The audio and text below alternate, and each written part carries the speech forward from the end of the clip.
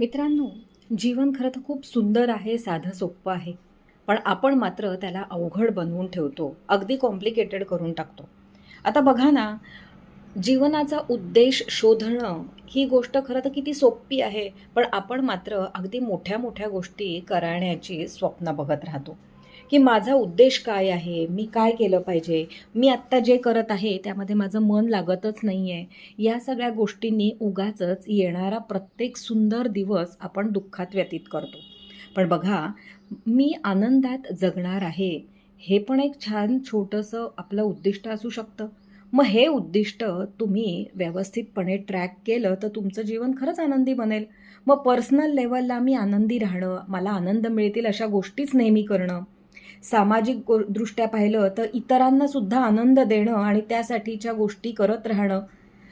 Spiritual बाबतीत जर बघायचं झालं, तर मी असं काय करू शकते, की आध्यात्मिकतेमध्ये माझी प्रगती होईल आणि त्यातून मला आनंद मिळेल, अगदी ब्लेस्ड वाटेल. अशा सोप्या-सोप्या गोष्टीसुद्धा उद्दिष्टापर्यंत घेऊन जातात.